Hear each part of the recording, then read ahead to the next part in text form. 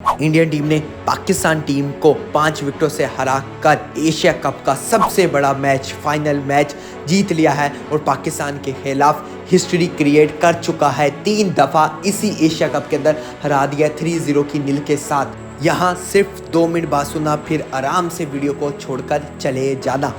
एक ऐसा प्लेयर हारिस रऊफ की बात कर रहा हूँ। हारिस रऊफ ने प्रीवियस मैच के अंदर इशारे किए 6-0 के, जो कि पाकिस्तान की तरफ से एक चांस था जिसे इंडिया एक्सेप्ट नहीं करता, लेकिन ये ऐसा हुआ है और बड़ा अच्छा इशारा किया हारिस रऊफ को। इसके ऊपर तारीफ बनती है हारिस रऊफ की। लेकिन जब आपने इतना बड़ा काम कर दिखाया है, आपने फ्रंट से आकर लीड कर दिया है सबको और बता दिया 6-0, तो फिर आज जिम्मेदारी थी हारिस रऊफ की बॉलिंग करवाते और इस जिम्मेदारी को संभालते। हारिस रऊफ को चांस मिला अपने दूसरे ओवर के अंदर कि हारिस रऊफ बड़ी अच्छी बॉलिंग करके दिखाए, बड़ा सीनियर बॉलर, लेकिन हारिस रऊफ ने उस दूसरे ओवर के अंदर 17 रन तकरीबन खाए। फिर अगला ओवर हारिस रऊफ को मिलता है, तो अगले ओवर के अंदर हारिस रऊफ 5 सिंगल हो जाते हैं, 6-7 रन बन जाते हैं। 5 बॉल के आखिरी बॉल के ऊपर फुल टॉस देके छक्का खा जाते हैं। वो था मैच का तीसरा ओवर। फिर दोबारा हारिस रऊफ को इसी फाइनल के अंदर मौका मिलता है आखिरी ओवर करवाने का, जिसमें 6 बॉलों के ऊपर 10 रन बचाने होते हैं। उन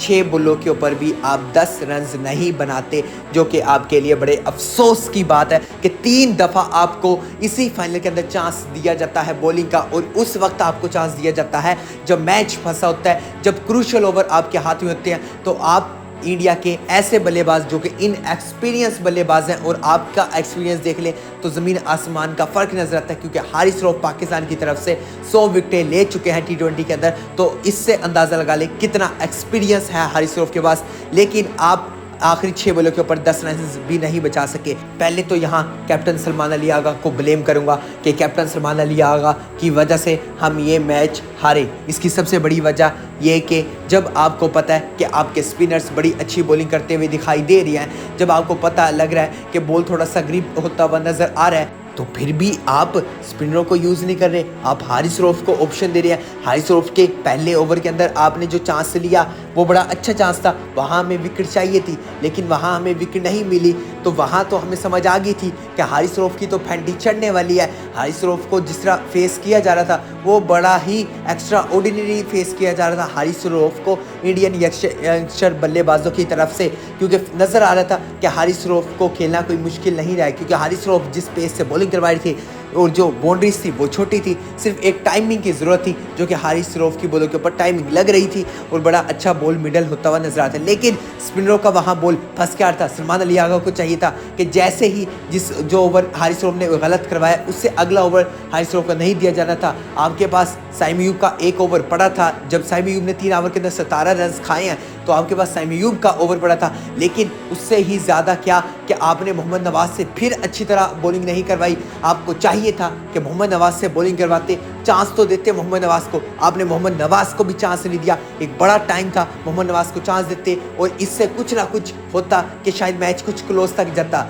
और रही तीसरी बात और मोस्ट इंपॉर्टेंट बात, यहाँ ये बताता चलूँ कि जब आपकी 112 रन के ऊपर एक विकेट थी, और मैं बार बार कह रहा था कि 112 रन के ऊपर जब एक विकेट है तो यहाँ पाकिस्तान टीम इजीली 200 बना लेगा, 190 इजीली बना लेगा। लेकिन जैसे ही देखा तो 147 रन के ऊपर तकरीबन पाकिस्तान टीम 36 रन बनाती है। 36 रन बनाती है पाकिस्तान टीम और अपनी 8 विकेटें गंवा चुका होता है। क्या इसे कहते हैं मिडिल ऑर्डर? मिडिल ऑर्डर के अंदर बहुत बड़े बड़े नाम मौजूद हैं। मोहम्मद हारिस की बात कर लें, सलमान अली आगा की बात कर लें, या फिर हुसैन तलत की बात करें, या मोहम्मद हारिस की, ऐसे ऐसे प्लेयर मौजूद हैं जिन्होंने बड़े अच्छे रन्स किए हैं, जिन्हें हम साथ लेकर आए हैं। ये एक्सेप्ट करना पड़ेगा कि इस पूरे एशिया कप के अंदर पाकिस्तान का मिडल ऑर्डर नहीं चला। यहाँ आपको एक ऐसे प्लेयर की ज़रूरत थी जो कि एंकर पर्सन का रोल अदा करता।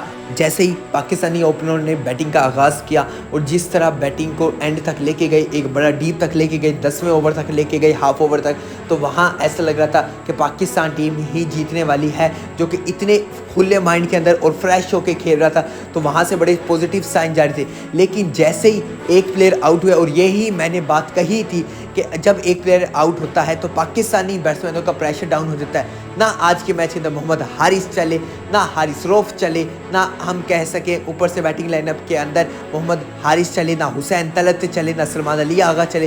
तो तो ये फिर किस तरह की बैटिंग लाइनअप हमारे पास मौजूद है, क्योंकि इस बैटिंग लाइनअप का परफॉर्मेंस करना बड़ा ज़रूरी था। आज इस बैटिंग लाइनअप ही की वजह से हम एशिया कप हारे हैं, क्योंकि ये बैटिंग लाइनअप अगर 170-160 रन भी करती तो इस पिच के लिए बड़ा इम्पॉसिबल टास्क था, क्योंकि जिस तरह का ये पिच था, जिस तरह बॉल आ रहा था रुक रुक के फंस के, वो किसी भी बैट्समैन के लिए आसान नहीं था, चाहे आपने पीछे कितनी परफॉर्मेंसेस दिखाई हो। मिलता हूँ आपसे अगली वीडियो में, तब तक के लिए अल्लाह हाफिज़।